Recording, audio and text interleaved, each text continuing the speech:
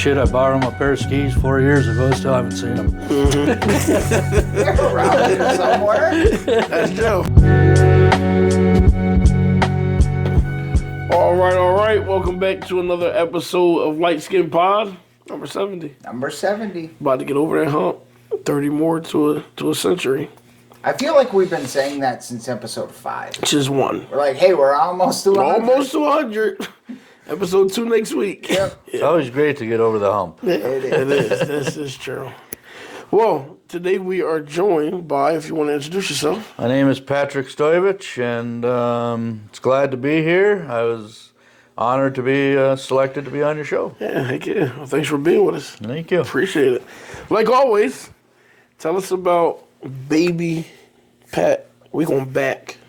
Oof, we're going way back. Like I'm talking about year 1. 1876. Yeah, this is an old brain here. Let me throw a cog in there and get it a little oiled up. No, I was born in 1967, born and raised right here in the community of Gary, New Duluth, and tried to get away once I got older and bought a house, but still living in Gary, New Duluth. I've never gotten away since. Yeah. What school did you go to here? I went to the original Stowe School. Okay. That's also where I went. And where was that at? Just right on Commonwealth Avenue there, where they have the skate park and everything now. The school is still there, but they tore down the original one. I just rebuilt it. And then they rebuilt it to newer standards. Okay. What was the population like here in Gary at the time? Population between Gary, Morgan Park, and Smithville, Riverside area, it was huge. They had numerous churches. Okay. And every church was always packed on Sundays. The schools, there was Riverside School. They had Stowe School, so there were multiple different schools. There were schools down in West Duluth for elementary, junior highs. And then you had the Morgan Park School, which was junior and senior high at the time. So it was booming. I mean, with the steel mill back in the 50s, 60s, 70s, early 70s, the steel mill closed down. Okay. You also had the cement factory that was up and running. Now where Great Harvest is and the Amazon is, that was a big concrete producing company there. Okay. This might be a dumb question. Why did the steel mill close? Because a lot of steel comes from this area. Why did it close? Far as from my aware, the U.S. Steel Corporation was combining different plants. Okay. Some of our guys here went out to California. I know my father and Ray Alvey. Remember Ray Alvey? My dad and Ray went out to California to see if they would like to live out there and move the families out there, but that life was totally different. Yeah, that's very different. And then I believe 72 was the last time the plant was up and running. Okay. They did have a couple security guards that lasted into somewhere into the late 70s, 80s. Okay. Yeah, that's wild. Sometimes I always, like I said, you still see all the taconite production and everything down in the harbor. So, why would it move away? But I guess it makes sense. If you can do more work in a different place, why not? I guess, they must have figured out the math, and it was cheaper to go out to exactly. To Cali for some reason. Pittsburgh or Cali, they went to bigger areas than that, and then they didn't have here. They had rail service, but they didn't have direct river or boats for big ships. Okay. Unless if they had to ship it back downtown and ship it out that way. So for sure. And like Pat's family, like our family too, like my grandpa, he worked at the steel mill, and he worked at the cement plant. Diamond tool. Yeah, that's like my father too. He did the steel mill. Then he worked at Diamond Tool for a bit. He tried the post office. Our relatives up at the Buffalo House. He worked there for a while. Then he got a full-time job at Viking Electric at the time, and did another 30 years there. So. Damn. So did you grow up in a big family?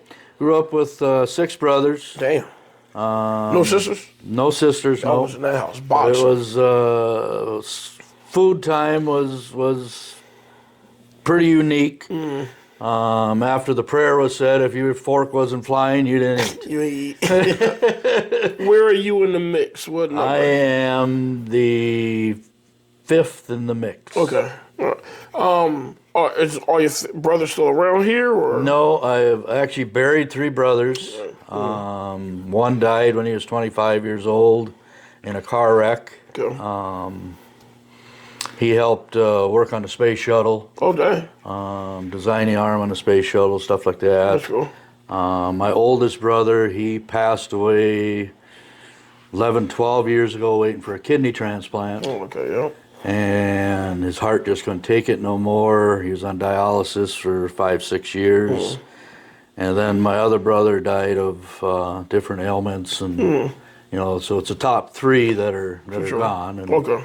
the bottom 3 are still here. And it was kind of like a curse that the one who made it the longest was 53 years old. So it was a curse for us, for me and my other 2 brothers, to make it to 55. Yeah, for sure. You know, to break the curse. And 2 of us have done it. So Yeah. Oh, for sure.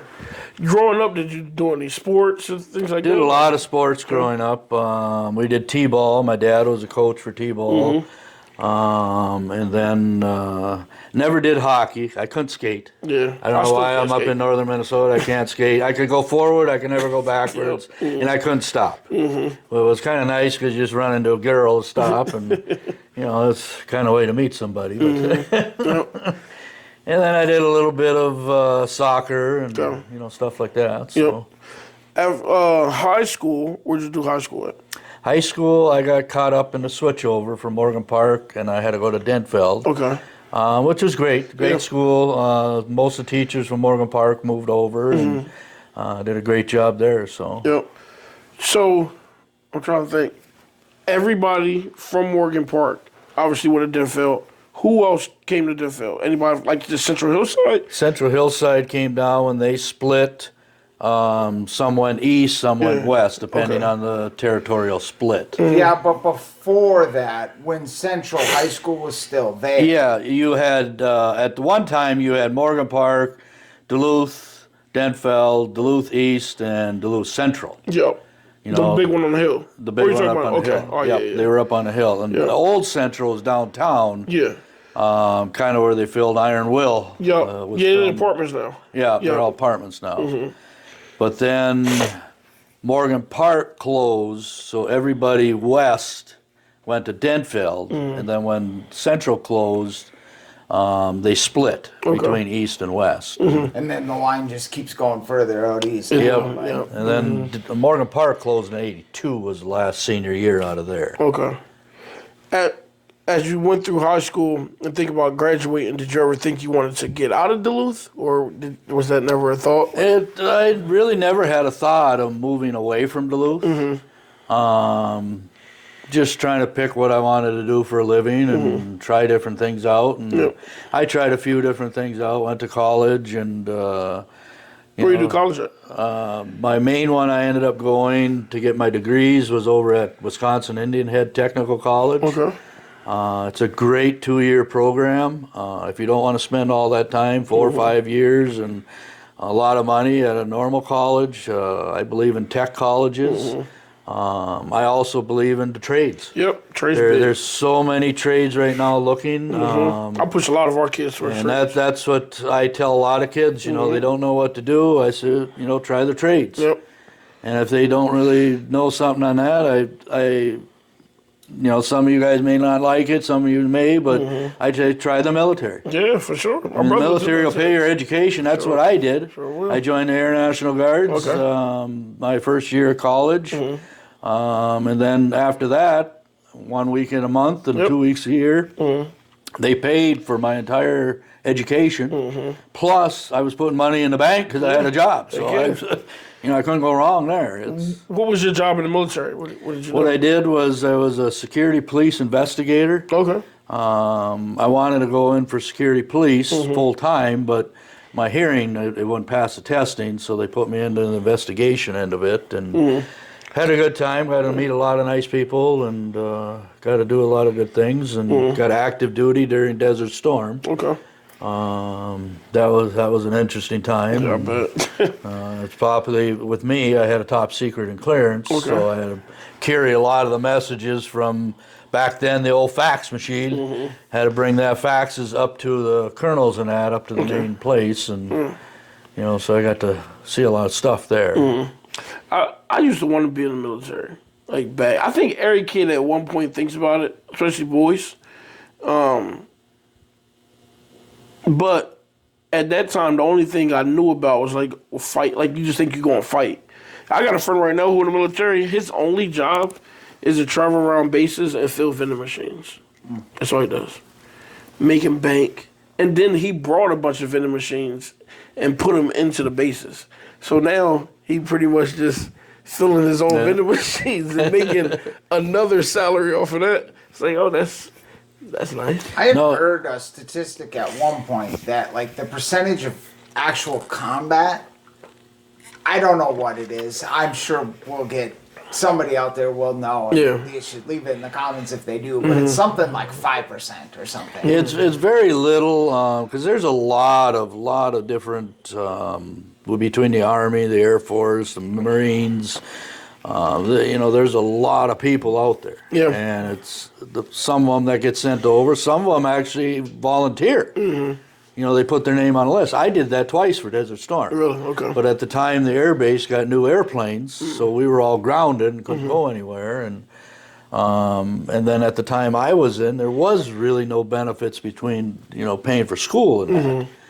And that's why I got out after 8 years. They offered me a master sergeant slot, which is huge. I tried to get in full time, and there was different things going on at the base and that, where they had to hire women more than the guys, and we were short on this and that. And I never did get a full-time position, but I worked a lot of extra hours trying to get in. But with the changing of the aircraft and that, we couldn't really go anywhere. So 8 years they offered me master, but I'd have to re-up for 4. Yeah. That put me into 12. And I said, well, if I do 12, then I might as well just stay in and finish it out, you know, which I regret I didn't, because after about 3 years, the benefits started. Yeah. A lot of benefits they ended up getting, which is a really good thing now for these kids going in, is they get a lot of different benefits. Yep. But I just told them, nope, I'm done. I'd rather be a mister than a master, and out the door I went. Yeah, we got a kid actually that's, I think he leaves for his basic maybe next month. But he going to, not the Guard, he's just going to the Air Force. Okay. Down in San Antonio, Lackland Air Force Base. Yep. Yeah, my brother was in the Air Force too. And but he wants to go and do he eventually wants to go to medical school. So he's going to go in to do medical in the Air Force for a couple years, and then they pay for him to go to school. Man, I'm like, dude, that's perfect. Oh, yeah, it is. It's a great opportunity. Thank you. You know, and they drill into your head, and this was back in late 80s. I was in basic training, and this is how much they drill in your head. Flight 6402157. What's that mean? That's my flight number and the apartment complex they had us complexed in. Okay. That's my mailing address. Yep. That's wild. Lackland Air Force Base. Yeah, Lackland's a big base. I remember my brother graduated from there. We went down. It's a whole other city. Oh, yeah, it's it is. Entirely another city in between those gates. It's wild, but it's cool though. Yep. It's a lot to do down there. So what did you go to trade school to do? I went in for business management and marketing. All right. And I finished both of those in 2 years. And my first job I had was at the Edgewater Hotel, night managing down there. Yep. I did that for 2 years. Loved the position. I wanted to try to up more in that, but they kind of hire the Goldfines at the That's time. what I was going to say. Goldie owned that at the time. Yeah, Goldfines owned it. Irwin and John. I got to know them very, very well. Yeah. Goldie the man. Weekends in the summer, I would gamble a lot. And what you do is you reserve a room on a credit card, Yep. like you still do now. And if they weren't there by midnight, I'd roll the dice and I'd sell the room. Okay. All right. And I averaged some nights 120% booked. God damn. And the Goldfines loved it. And a couple times, actually, Irwin says, hey, we're going out on our boat tonight. You know, they had that big boat down there and everything. And not the Vistas, but they had their own private one and brought up from Florida. Oh, we're leaving at 10 o'clock, you know, come and get us. And, you know, we'll take you out. And I said, Irwin, I work till midnight. He said, oh, darn. That's funny. You know, joking with me and that, you know. And, I got caught once. Okay. The gal at the counter, you know, I was in the back doing my final paperwork, and the gal at the counter comes up and says, Pat, we got a problem. And I says, there's never a problem, there's always an issue. A problem can't be resolved, an issue can be resolved. What's the issue? Well, the room that you sold, poolside, happened to be a suite. The guy's here for it. And this is like 1 a.m.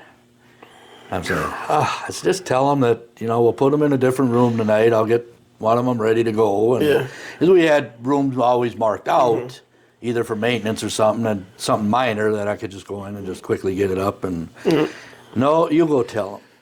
Well, at the Edgewaters at the time, the back platform that you stood on was always 8 inches higher. Okay. So it made everybody look a little taller, you know, and you kind of look down on most people. So I walk out there and I jump on the computer and I'm like this, and I'm kind of looking at his belt buckle, like, and I go like this. It's a big deal. I go like this. I go like this. 1 minute, sir. Got on the phone, called up the Holiday Inn. They had their big presidential suite open, and I booked that for the weekend. There you And go. got him a car service. And he was a lumberjack in the woods. You know, no cell service. You know, halfway down, he had nothing, just his old cheapy phone. You know, and he's told me he's sorry, and I gave him a free night's weekend to come back. For sure. And he actually did. Came back on Sunday when he was leaving and booked 3 separate weekends. Plus, he's bringing down extra groups and thanked me for everything I did for him. Yeah, But there you go. it was like, oh, That was a close one. yeah, it was a close one. Close one. Did they used to? Was there a water park back then? It was just a pool in that then. Okay. And that's when you looked out the window and the pool and all that was down there. The water park was added actually a couple of years after I left. And, you know, so it was interesting then. I saw that. Are they under construction right now? They're doing That's what something I thought down there there. was something yeah. going on there. I don't know what. Half of our kids kicked out of Edgewater. Well, the one thing, the parents have booked rooms for kids, and then they leave. I said, "What Yeah, do you? you can't do that. What do you expect all these kids to do?" So they be in the rooms smoking. Somebody sneak booze in. I heard like they threw this insane party a couple months ago, where like in one room there was like 60 kids. It was bad. Oh yeah, I'm just like, we had a lot of that. We had a Yeah. lot. Then at the time when I was there, we had the Edgewater East, the Edgewater West. Oh, so it was 2 hotels. That was the one across the street. Was also part of the Edgewaters. Okay. And then they had the frat house. Where was that at? That was right next door to the Edgewater West. Was the old frat house, and Right. Oh, so it was you know, part they had time. all. Oh yeah, yeah. they were invested in a lot of it. That's funny. But I have to say the Goldfines were wonderful to work for. Yeah. I have nothing bad to say about them. Great people. Yeah. Ellen Goldfine, which she ran the Vista Fleets and that, and John and Irwin were great people. Yep. And I loved it, but then after that, I went into the jewelry business. Okay. A good friend of mine had a jewelry store, and I met him actually through my cousin Johnny Norick, which had Okay. the Rustic Bar. Yep. And started working for him, and it was a great time there, and got to learn a lot. Yep. Learn about the diamonds and gold and different stuff like that, and buying and selling, and on both markets of it. And had a great time. I actually designed my wedding ring and my That's wife's cool. wedding ring. Nice. And when I designed my wife's wedding ring, I did screw up though, because after it came out of the mold and it's what we wanted, I crushed the mold. Oh, damn. And when I went to go get an anniversary band, I didn't have the mold to match. So it took a while because I wasn't in the business anymore, and find the right people, and For sure. went to them, and we had something that we found that would work. And Not to get too sidetracked here, but have you guys seen the price of gold and silver? Oh yes, Oh, it's crazy. oh yes. I had our accountant at the time was actually he would come in once every paycheck that he would get, and he would buy gold coins. And I know how many he bought, and I'm sure you're doing very, very well these days. What's his address? Just like, What would be his name? You know, he got numbers.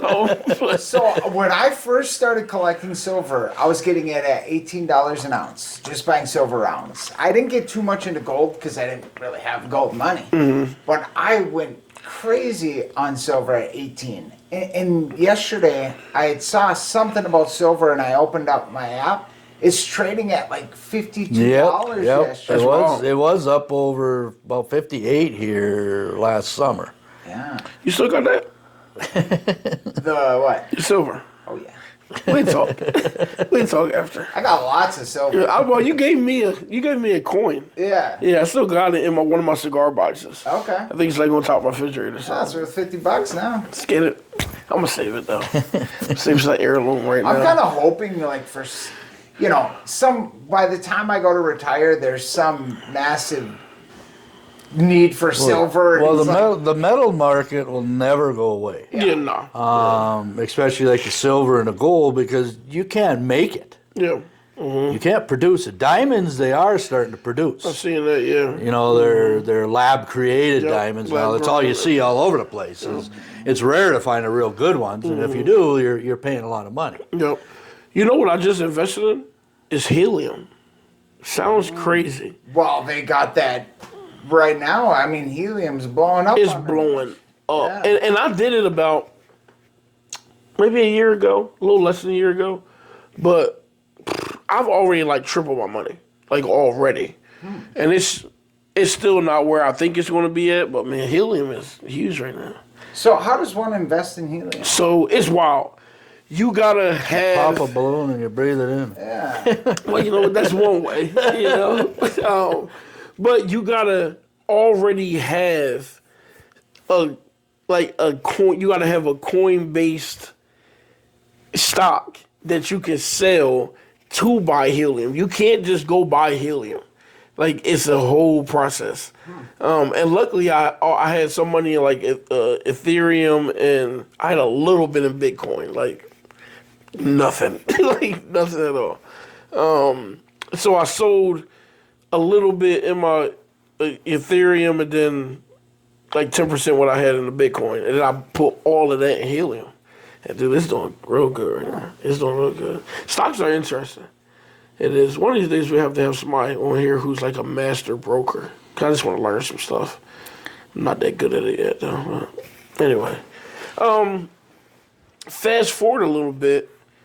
Cause I always want to know, how did you get the shack started, the Hunter Shack? Interesting story. Okay. When I got married, looking for a house far away as I possibly can out of Gary. I'll feed a little before this. Okay. And then, because me and my wife were getting married in the fall, and in the spring of the year, we started looking at apartment rates, and I said, you know, we could buy a house for this. And I said, let's go to the bank and see, you know, if we can afford a house. And they says, yeah, no problem. So we started looking for a house, and everywhere I looked, they were so beat up, run down. I'd pick 2-3 houses on a Saturday or a Sunday when my wife was done with work. We'd go look, and nothing was really catching our eyes. One day I was kind of really down because I looked at 10 houses, and they all looked like they're ready to fall in. So I said, well, forget it. And I'm driving through Gary, and all of a sudden there's a sign, open house. So, well, let me check this out. So I drove up there and went through the house, and old concrete house, you know, up in the neighborhood, up on 104th in Gary, and 2 blocks from where I grew up. And I said, boy, it's a nice house. So I called the wife, and I said, we're going to go look at a house tonight. And she goes, where? And I said, well, 2 blocks from Mom and Dad's. And she just kind of, we went and looked and went down to the old limit bar Okay. after we looked at it and called in a bid on the house. And half hour later, we were celebrating and got our first house. Okay. So that was fall of the year. We got married. October rolls around. I started decorating, buy some decorations and set them up in the yard. And then Christmas came, did the same thing. The following year, I set up more decorations, and I had friends of mine come over, scaring people as they come and trick-or-treating and all that. And it came out to be that the local community club asked if we wanted to do their one time a day for the kids in the community. Okay. They did it in the basement of the fire hall. Okay. And I said, oh, yeah, we can do it. So a childhood friend of mine that I grew up with in diapers all the way up, Chris Skull, we got together and we hung sheets in the basement of the fire hall and, for blocking things. And we set up decorations. Some of the other neighbors and friends got together, donated some stuff for the fire hall. And Bob, school teacher. Bob Burke? Bob Burke. Bob Burke. Was Dracula. Okay. He laid in a wooden casket as Dracula. Bob is the funniest dude. And great guy. And we did the one day, and I ended up connecting through Bernick's Pepsi, Charlie Bernick at the time. And if you made it through, you got a free can of pop. Okay, yeah. And a bag of candy the community club did. And the following year, it was 3 hours. That was it. And then the following year, they asked if I wanted to do it again. Well, I was working with the Special Olympics at the time. Okay. Early 90s, Special Olympics was broke Okay. across the United States. The states took over, especially the state of Minnesota took over, and tried to run it by theory of a school book. Okay. And you can't do that. Yeah. You can to a point, but you gotta see outside of the box. Yeah. So I said, I'll do it again if I can have a building for a month and do it for a charity cause. And that's when we picked the Special Olympics. Okay. And I also picked the Chum Food Shelf to donate food. So they gave us the skating shack in Gary. Okay. Skating shack, change a few words around, you got the haunted shack. Yep. And that's where the name came from. Okay. And we did it in there for 3 years. Yep. My brother had a haunted house in the cities. He'd raise money for his local scout group. Okay.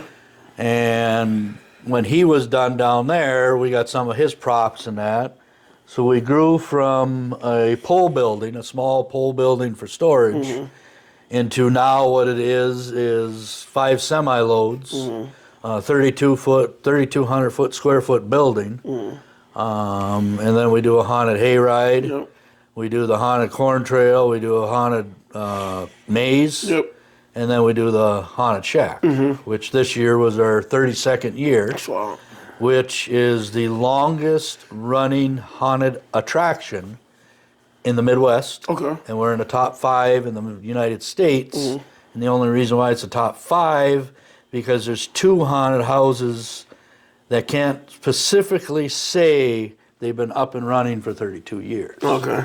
Some people say we weren't up and running for 32 years because the city shut us down one year at Morgan Park Okay. Why? due to insurance differences. It's a city building, and city of Duluth has insurance, but they wanted me to buy the insurance for that month. And I said, you already have the insurance. Yeah, why do I need to get Why it? do I got to spend that kind of money, Yeah. for extra insurance? So actually, the Duluth Zoo picked us up Oh, okay. that year, and we did it in canopies and tents. Yeah, okay. We set it up and had for their 2-day week. They did 2 weekends at that time, Yep. and 2 days each weekend. So we did it for that running time period. Okay. Had a great time there, Yeah. and took in donations for our causes, and that kept us going. And For sure. then we ended up moving up to the Buffalo House, and did that for several years until the building burned down. They made the new one, beautiful building, Scotty did, and we were in there for another 2 years, and then the weddings were and fall weddings just took off. So we ended up finding the property up in Carlton at a lease from a good friend of mine, and Yep. the Rurishes, and Nice. they also have the corn maze during the daytime, and we do the nighttime shows. Yep. That Sorry, and now I'm sure we're gonna talk about it, but he gave me a behind the scenes tour. I think, boy, it must have been like 3 or 4 years ago now. Yeah, it's you were running. Was it the council or the? Yeah, I think I was running for me and you was both. no, it was the year that? before. Oh. When I was running for county commissioner. Yes, yes. Yeah, because I put a sign up Yep, there. yep, yeah. But I couldn't believe like the It was wild. behind the scenes, the hydraulics and everything that you have. The animatronics and the air pneumatics is very extensive. A lot of maintenance. When I'm up and running for a completed show with support staff, actors, everything else, I need minimum 70 people. Oh yeah. It's Just to operational. up and run it. Parking alone, I need 5 people. You know, to run the parking because it gets crazy. And then you got your staffing. I do 2 full-time maintenance that run the whole night. You know, working on different things. Yep. And if there is nothing to work on, you know, this year we actually did really good. I had the one issue, our infamous elevator. We call it the Hellevator. It's an elevator that's actually an airbag system, Okay. and it's got 4 valves, air valves, and then it's got 4 different pneumatic props, electronic that'll feed and tell you which way, and you program it which way you want it to rock. Yep. People call it like a paint mixing machine because it bounces you all over the place. The first night it worked 20 minutes, and one side went down. The valve went. Okay. And we had it running for a little bit longer, and something wasn't working right, so we shut it down. Ended up taking a 20-minute break, talking to the actor inside the elevator and what we had to do to change it. I had maintenance running specialty lighting into it to make it look a little different, and Yep. it worked the whole season, you know, like that. Yep. I did call for new valves. They're $150 a valve, Okay. and to get them overnighted. Being that it's a haunted house season, it is the most used valve in the industry across wild. the world. Damn. Okay. And the price went from $150 to $350. Damn. And then it was $400 overnight fee. This was like October, second night, second weekend, so like October 14th or 13th. I said, okay, overnight them to me. I said, I'll take it and we'll put them in that week. Then we'll be up and running for the last 2 weekends. It's okay, we can get them to you October 27th. I said, how is October 27th overnight when it's like the 14th? Yeah, that's. I can't figure this out. Yep. Well, it is the most fun on it. Overnight is to get it overnightly on the track to get them Yeah. produced and then get them out. It says, forget it. Keep it, yeah. I'll wait till January and they go back to $150. Yep. But we made it work, and it's great. Like you were saying, behind the scenes, we have 42 cameras that we monitor everything around the area, inside the haunt and out around the area. Yep. We run 16 different soundtracks throughout it. So as you're going into different rooms, it's set up like if you're going into the coffin room. Yep. We have actually real coffins. I got 12 actually real coffins. Yep. Where I got them from, I can't tell you. One does have shovel marks and that kind of stuff on We know them. some people. But I do have 2 of my coffins. Actually, 3 of them were used. Okay. One was a military coffin. That's crazy. That's great. And then I had another one that the gentleman was flown up from Mexico.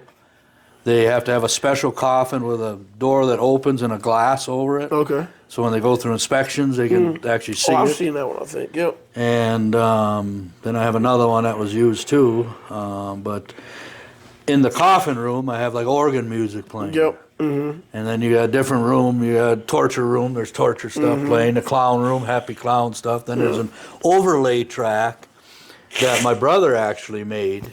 It's 16 soundtracks that were done on an old reel-to-reel. That he overlaid all these soundtracks on top of it, and it's wicked. That's crazy. It's really wicked. I remember, we volunteered, it must have been 4 years ago, 3 or 4 years ago. But me, Cantrell, Paris, a couple other people. And I was in maybe the torture room. Okay. And one of our kids was in where the coffins were at. And it's wild. Like, I remember I just stood, I had this mask on, and they, like, painted me up or whatever. I just stood up against this wall, and I'll wait for the people to cross, like, at a certain point. Scared the shit out of these people. It was so much fun, though. Like, we had a ball. The following week, we bring our group up, and you might remember this. We bring our group up a big old, probably 2 van fulls. Paris, who already has an eye stigma, he was on the hayride, gets scared and tries to run through the maze. Just jumps off, runs through the maze. We couldn't find him for an hour and a half. He can't see. So we yelling his name. You can hear him, but we could not find him.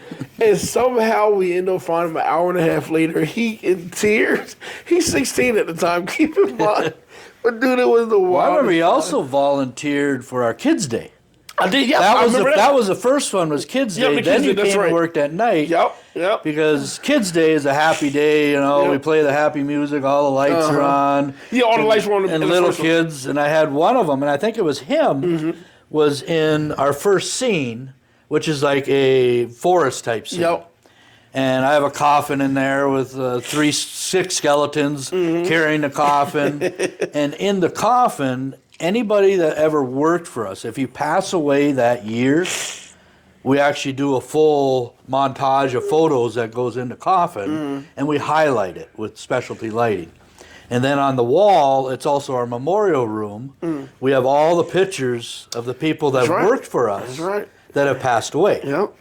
And he was in that room, but he was looking, and he came out, and I says, "What's the problem?" He says, "Come in here." He's like this, you know. And I says, "What?" And he says, "Whoa, what's with these people?" That was Paris. And I said, "Well, these are the people that have worked here and passed away. And during the month that we're up and running, they come and help hunt." And I tell you what, he turned white.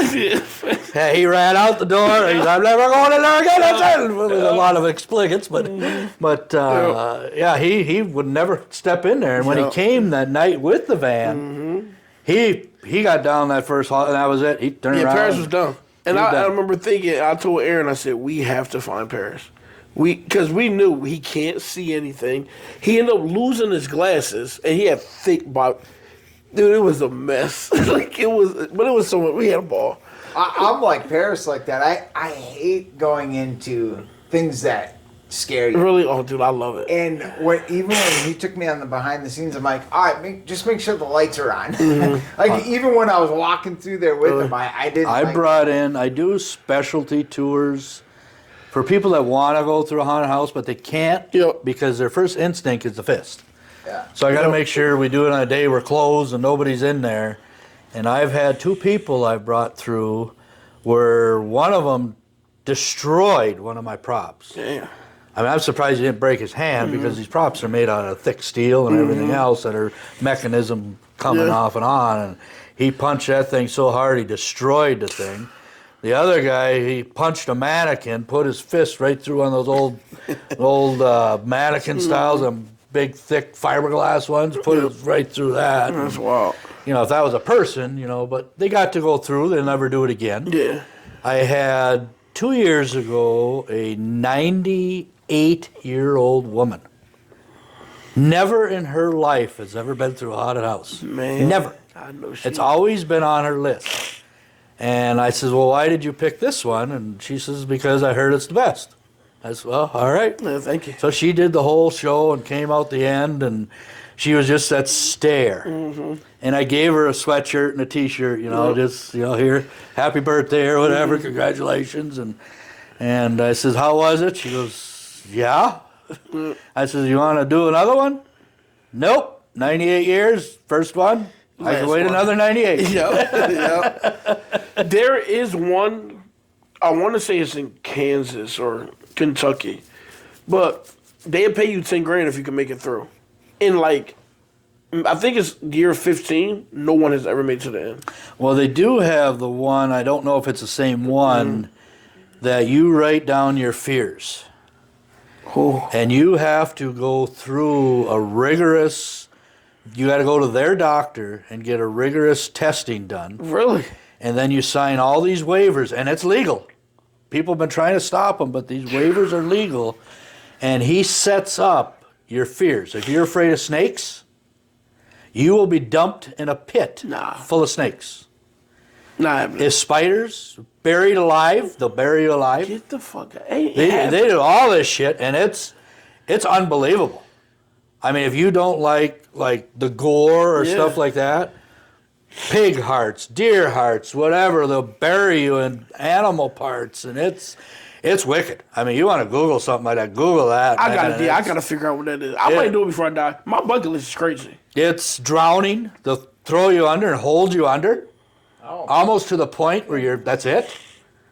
I mean, they push the line, Who the fuck? Who? and it's Where is this? wicked. It's wicked. I'm gonna sign. I'll do that, and I'll be like, "What are your biggest fears?" Good-looking women. Yeah, That's really a big good one looking. for me. Yeah, huge.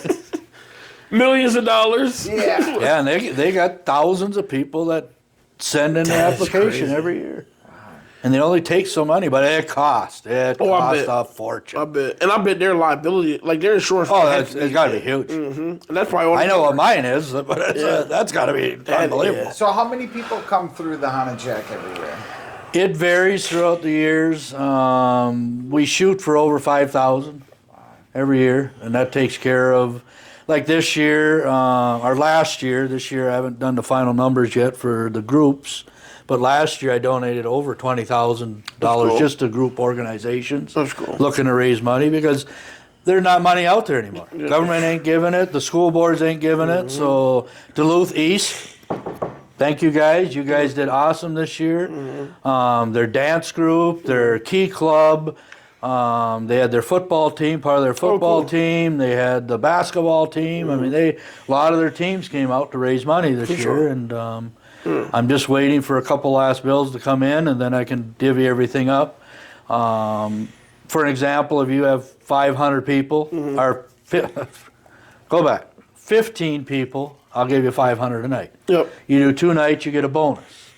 And then if we get rave reviews, you get another bonus, and that's why I'm waiting on the last 2 deals, because every night this year we got rave reviews. I mean, they blew off the charts. Yeah. Best year ever I've ever had for reviews. That's dope. So you get a bonus on top of that, so I'm waiting to see what comes in to divvy up the rest of it. And Next year we're gonna bring some football kids. Yeah. That'd be fun. Bring some football kids. it's fun. You don't have to sell pies. You don't have to sell Nope. cookies. Yeah. You don't have to You just scare people. sell this or wreaths or whatever. You go, you scare people for 3 hours, and then you're done. Yeah, our boys That love would be fun too to like go and film some of this. Yeah, that'd and be then we fun. can help promote the Yeah. Haunted Jack. Yeah, that'd be dope actually. Yeah. Yeah, we don't do nothing like that. That would be fun. You know, so it's a great time and it's a great event. And 32 years I've been doing this, and the only thing I get out of it is a T-shirt, Yeah, trade maybe a sweatshirt or a jacket, and a free meal here and there. But Yeah. you know, everything is all donated. Everybody that works there, you know, it's all volunteer based except for our organizations and stuff like that. And that's what we're there for, is to give the money away. How often do you revamp it? Like change everything? Do you try to add Every something year we try to do 1 or 2 to change it around a bit. It's tough Yeah. because if you start it, you know, it's to revamp a 12 by 12 room, to do it correctly. Yeah. You know, you're talking 20 hours. A You lot know, of by the money. time you take the one down and then see what you want to put in it and plan it and rechange your lighting. Yeah. We have a lighting system that it's all digitally programmed, Okay. and it sets and triggers at different times when you walk in. Each light is pinpointed, and the props are set with that. And that's one of the key things is when you have actors, don't touch the props or move the props. Yeah. Because they're set up where they walk in a room, the one light's going to hit this one, distract, and you're here. They're going to focus here, then you're here. It's a science. So it is. It's a science, and it's actually fun. Yeah. But for me, it's getting long and For sure. tiring, and especially with my medical conditions now and everything. But this year I had a hell of a crew Yeah. come in and took over a lot of it. For And, sure. I orchestrated it all, but you know, That's dope, though. It's all for fun, you know. I feel like we should touch briefly too on your coaching of the skiing.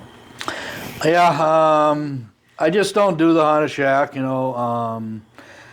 I was working as of last March full time, you know, 40, 50 hours a week. I ended up getting diagnosed with cancer 2 years ago, and I've been battling that since. It turned into stage 4 cancer, and so I've been kind of on medical leave since last April.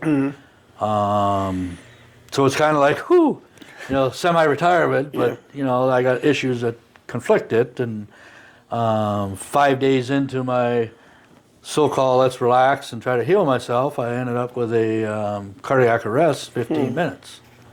They pounded on my chest, and I'm in battle now. I'm back into kidney failure. I got a new kidney transplant coming up on 5 years ago. The Mayo, great people. I'm case 1 in the world. They don't know what's going on. And 41 doctors told me, we don't know how you're alive.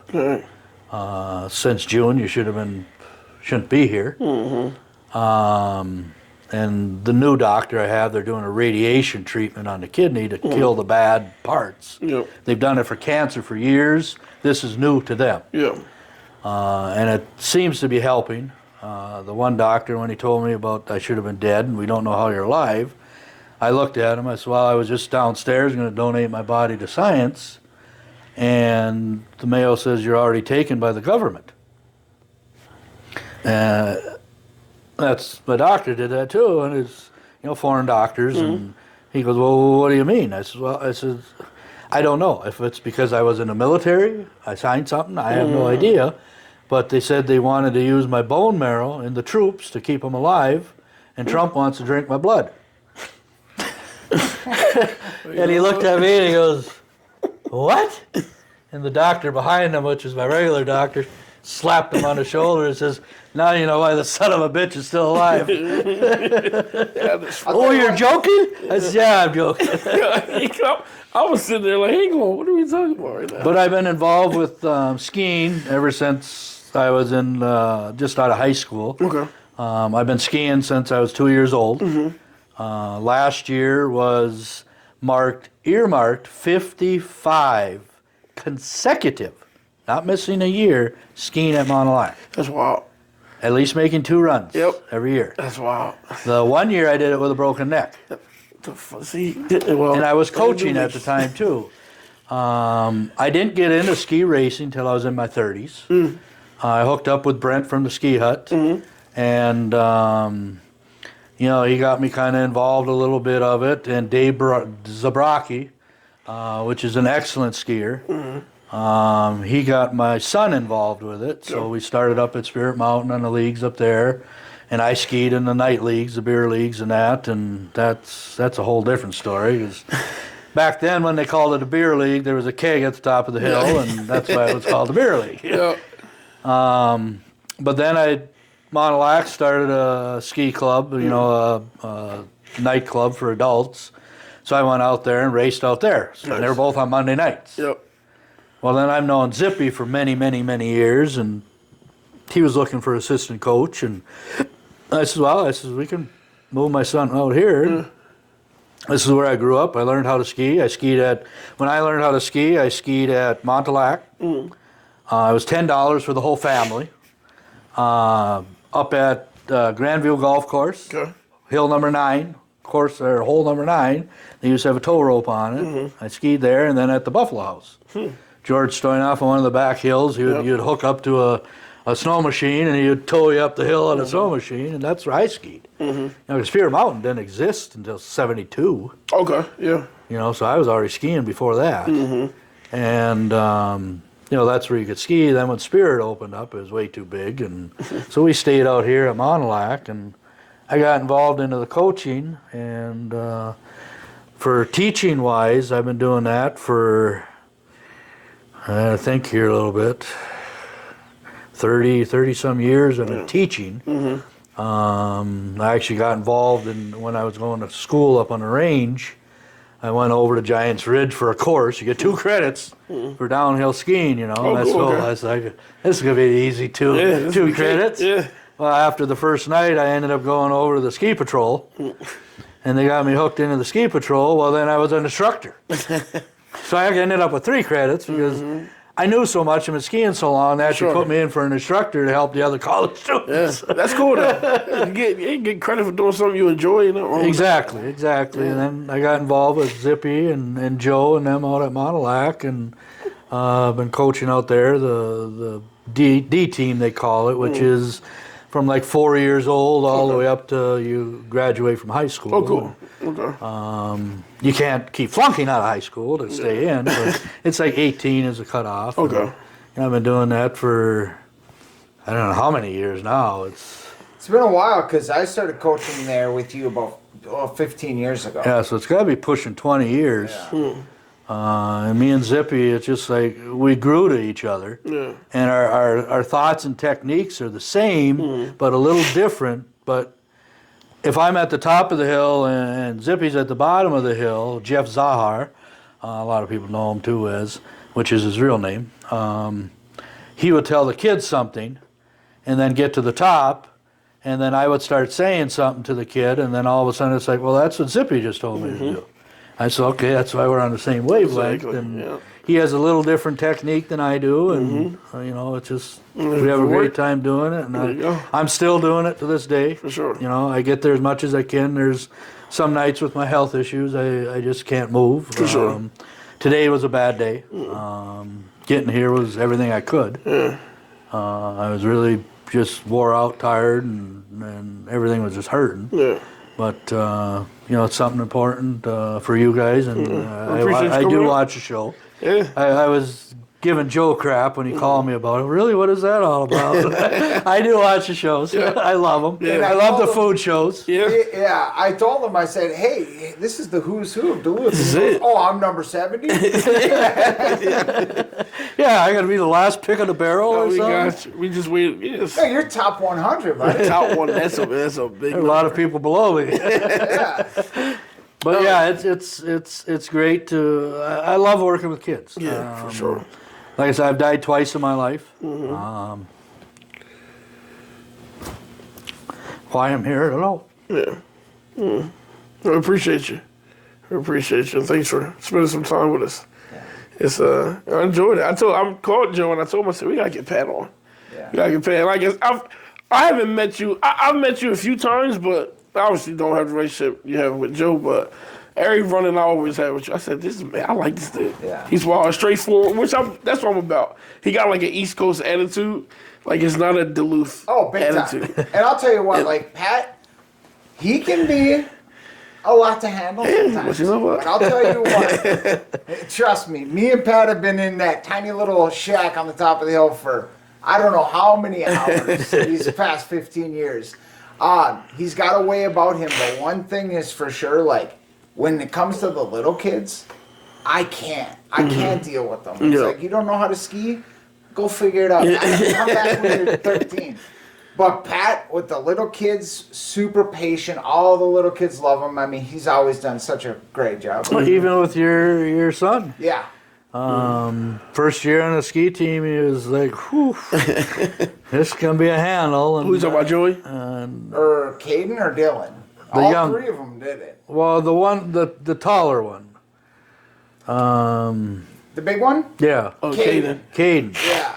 And I worked with him and worked with him and worked with him, and he came around, and you know, Joe was like, wow.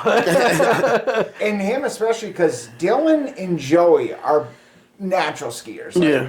And Yep. Caden really wasn't. And I had a hard time teaching him. But yeah, Pat turned him into a racer. Yep, and I we've mean, had I've had hockey players Yeah. that they can skate but they can't ski. ski, I've yeah. taken turn them around, and one kid still on the team, you know, great kid, but he couldn't even turn. Yeah.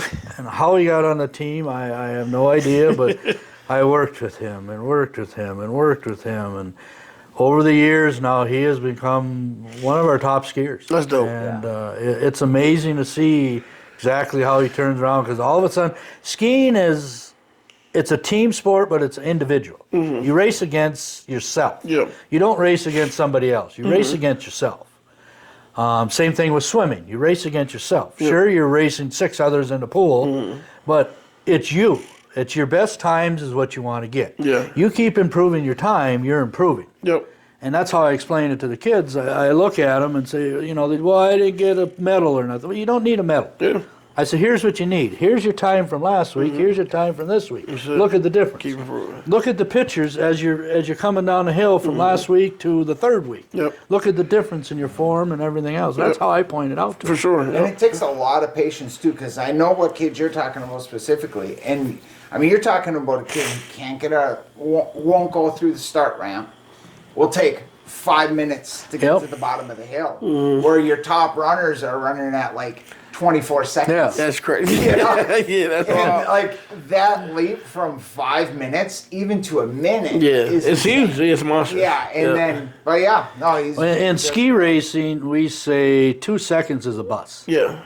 If you finish 2 seconds behind the guy in front of you, you could put a bus in front of you, in between you. Yeah. So it's a lot. Yeah. 2 seconds is a lot, but you're talking 4 minutes on some of these kids. We'll go from here huge. to the cities. Exactly. I mean, it's a huge deal, and I love seeing it. Yeah, for sure. Yeah, that progress is everything. And I tell everybody, I said, it's not winning, it's not placing, it's not medals, it's finishing. Yep. And I tell all the kids, I say, you crash, you get up and you finish. I say, I don't care if you're way behind. Yep. You never know if the next kid's going to crash and just ski out. Yep. Now you just moved up. Yep. And it's happened where we've had racers that crashed, Yeah. got up and finished. They went from 8th place to 3rd Yeah. because people in between screwed up or whatever or crashed and didn't finish and kicks them out. So you start moving up and then they, whoa. Well, yeah, and I try to give every one of them a big hug if I'm at the bottom. Thank you. That finish. Yep. And speaking of crash, That's my nickname. Oh, is it? yeah, When I was ski racing, you have to learn, and when I coach it, you have to learn it. You go full throttle, Yep. and then you back off when you feel that edge you're going to crash. Well, I can never back off because I always full throttle. I've gone twice into the tree, over 30 miles an hour. Why I'm still here, I still have no idea on that one. The second time, I actually went and bought my first helmet. I was knocked out for several minutes. My gloves were found 20 feet away. My poles were mangled. My helmet, well, I didn't have the helmet at the time, but my head was banged up pretty good. I've gone through many finishes, where you can't stop. Yeah. You just try to break it, and you can't do it, and tumbled and fell. I did one up at Spear Mountain, and Zippy was at the finish line, and for Adult League, and I airbound for 20 feet, and then when I hit the ground, I cartwheeled for another 20 to 30 feet. Jesus. I got up, Zippy's running towards me, and I asked him, did you stop the clock? He goes, no. I said, so it's still running? And he says, yeah. I said, well, help me up. I said, I got one ski, I can still finish. So I finished, got back on the chairlift, grabbed my other ski, got back on the chairlift, went to the top. I got in the start gate, and I'm ready to go, and I pushed down, and I could feel 4 ribs were shattered on my left side. Yeah. And So the name fits you. and I just kind of lollygagged through. And Zippy said the first run I had was the fastest run he's ever seen. Really? Yeah. You would have set a record on that one, but I clipped the gate, and my binding clipped the dang gate, and away I went. But time. I still raced the rest of that season. Yeah. I put a big belt on every time before I went, and Locker in. that's how I got the name, was Crash. That's funny. So it's pretty funny when you get introduced at ski races and that as Coach Crash. As we wrap up, looking at the time, I asked you this question because we asked everybody. Don't think of it as something you would go back and change, but something you would say to yourself at a time where you needed it. Any time in your life. What would that be? As far as Like, even like a piece of advice you would say to a younger you. What I'd say to a younger me, like I say to everybody now, life is short. Do what you got to do. You're older, you got jobs. You say, well, geez, I'd like to take that vacation with my wife or whatever, and go do it. Just do it. Yeah. Perfect. We miss out on a lot of opportunities. You know, you do, and it's, like I said, I've died twice.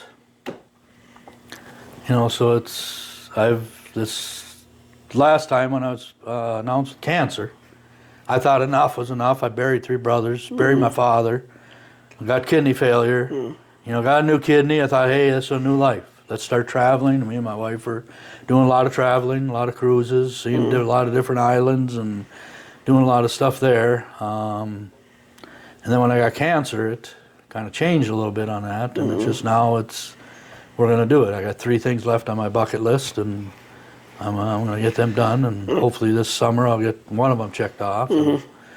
But, you know, you got family, stay with them. Definitely. If you're fighting with your family, fuck it. Hug. Yeah. I appreciate that. Life's too important to be pissed at somebody for some little thing they did or said, or parents died and they took something that you wanted. And screw it, you know. Yeah. It's not worth. Life isn't worth losing people. Yeah. Losing friends and stuff like that. Sure. And me and Joe, we went toe to toe, but hey, we're still best of friends. Yeah, for sure. I mean, shit, I borrowed him a pair of skis 4 years ago. Still haven't seen them. They're around here somewhere. That's Joe.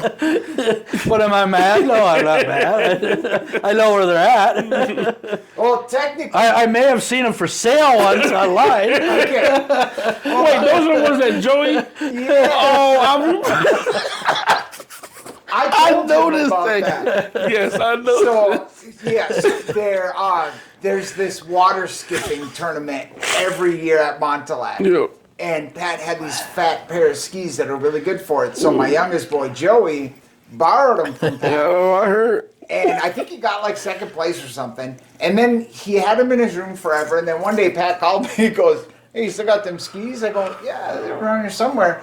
He goes, "Oh, I just saw them for sale on Facebook." I go to Joey's room. I go, "What are you doing?" He goes, "I'm not really going to sell them. I was just curious." He was going to get rid of them.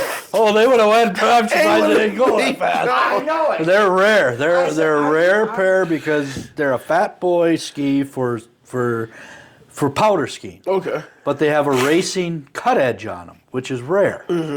And you can actually go through a race course on them things and hold the turns. That's hilarious. Dude. Joey, I remember. I remember Yeah, I that. told him. I go, "You wouldn't believe what Joey." Yeah. That's my dog. Teenagers, man. But I still have the skis. Actually, he called me about them.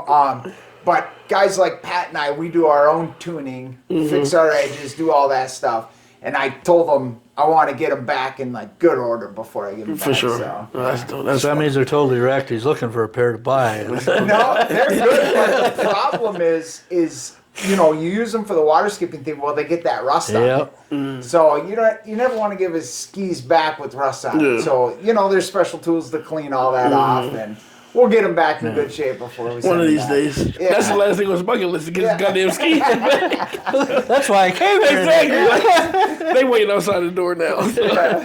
Oh man. Well, hey, we appreciate you coming on. No, I It's been appreciate fun. you guys asking. No, you bet. I do see your food show. Yeah.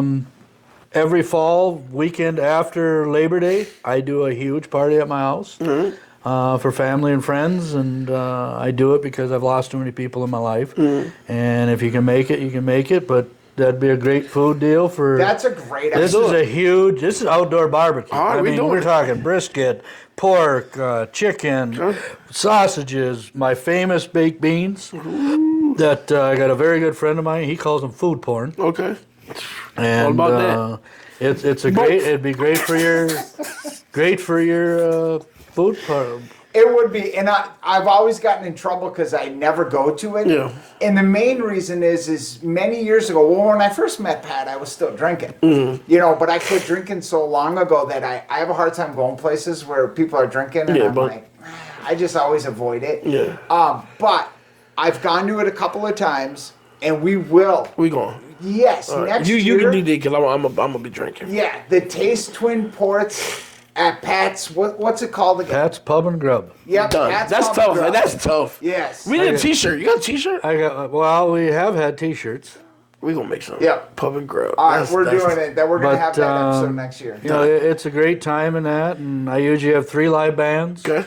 All the food and booze I put on myself, and I got 3 tap beer lines. And Let's go. this year we had some great stuff from the brewery down on the Canal Park. There was awesome beer. Yeah. We ended up picking up from them some kegs, and it's a great time. And like I said, everybody has a good time. And Yeah.